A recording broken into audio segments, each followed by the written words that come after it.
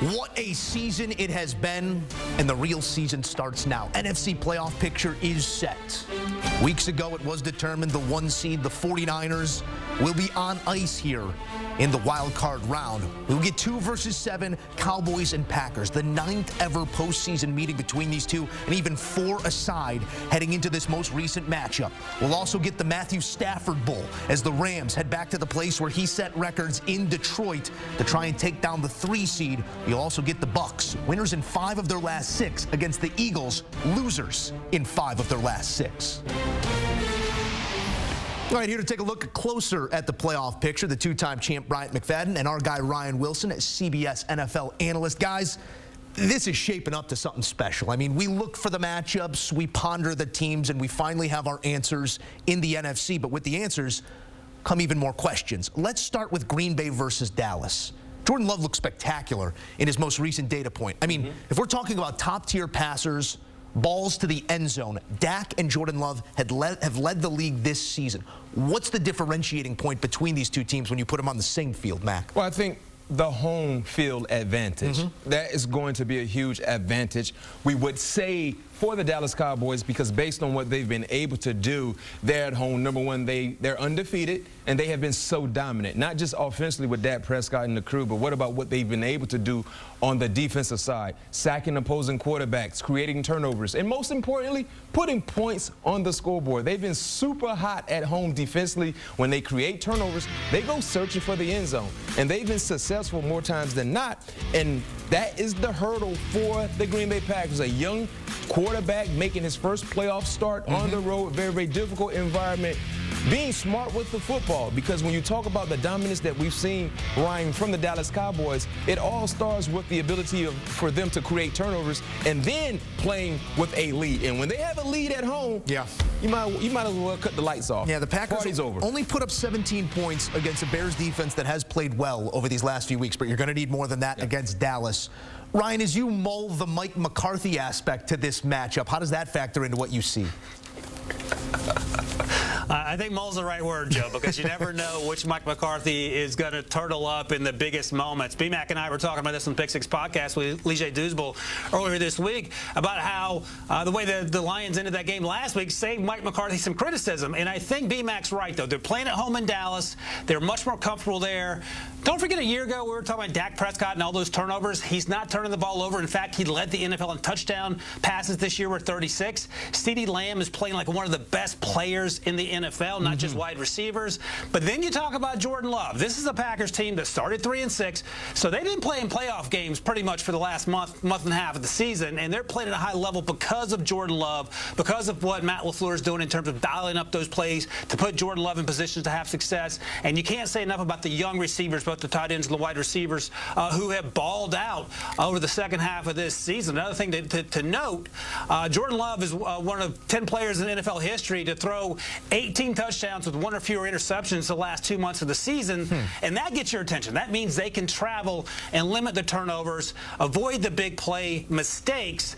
But as B-Mac noted, at home, number one, is a good news for the Cowboys. Number two, when Micah Parsons is on the field and that defense gets after it, whether it's Deron Bland or someone else, that's a problem for an offense, and you don't want to get behind early for the Packers because that's a catch-up game you're not going to win in Dallas.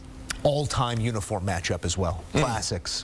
You know, the hard-hitting stuff that you need. What we also need is something that we were hoping for when we were starting to mull, I'll use it again, the idea of the possibility of Matthew Stafford having to go back to Detroit. We were also looking at Joe Flacco, maybe a Baltimore matchup.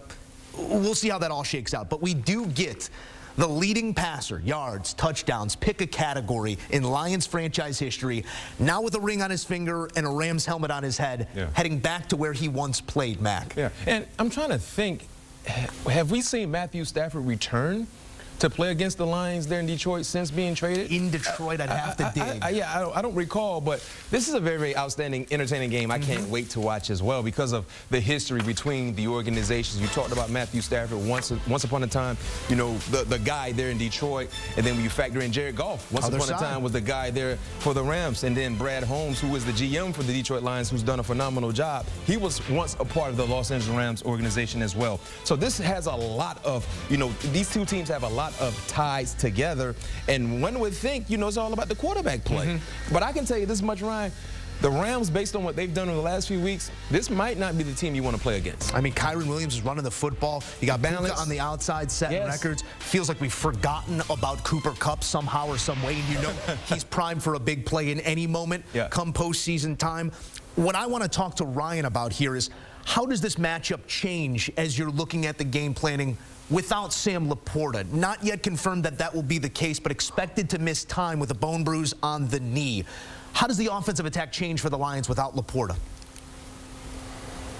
Sam Laporta set all sorts of records before he got hurt Sunday, Joe, and I think it's telling when Coach Dan Campbell said, it's better news than we thought, but it's not good news, which probably means he will not play this week or maybe the following week should they win this game. I want to point out quickly, though, and I think it's interesting that we're calling this the Matthew Stafford revenge game.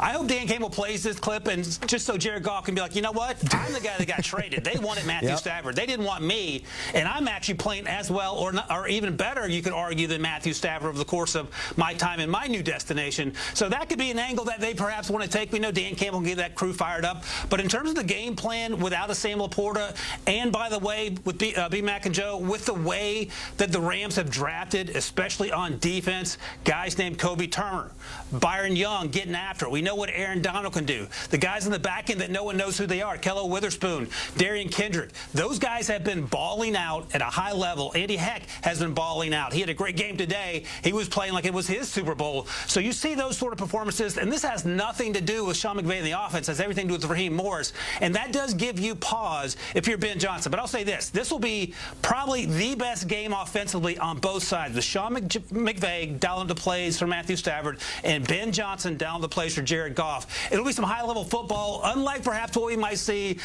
when the Eagles take the field. I mean, put yourself in the shoes of a Detroit Lions fan right now. You wait forever and a day to get playoff football in your house, and it's the guy who used to pay the mortgage they don't coming care into the house. Anything about that.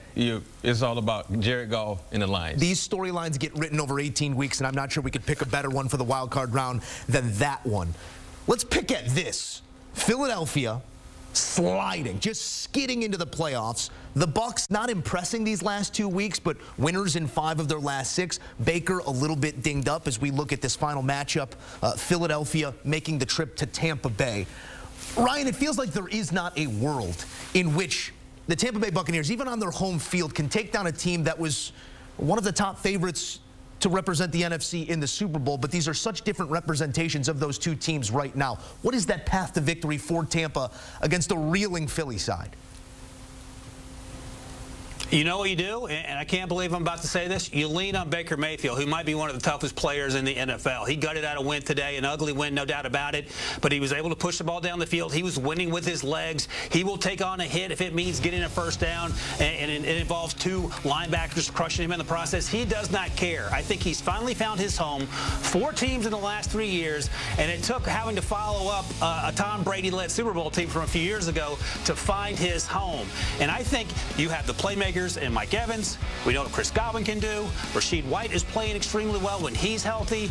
Cade Otton has found a home in the middle of the field. And I think these are all things you can lean on when you have a veteran quarterback you can trust. You look around the league at teams that are struggling. A lot of it has to do with a quarterback that you don't trust, whether he's young or otherwise. And I think on the other side I don't know what to make of this Eagles team. It feels like both coordinators left and got jobs, Shane Steichen and Jonathan Gannon, and the replacements have been as underwhelming as humanly possible, to the point that you, quote-unquote, essentially bench your defensive coordinator, Sean Desai, and you bring in Matt Patricia.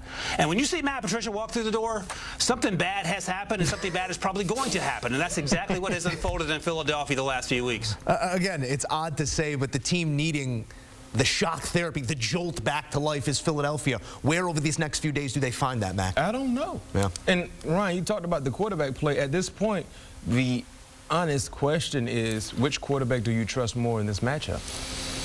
Oh, don't ask me that question. That's the honest question. Think about it. That's where we stand right now.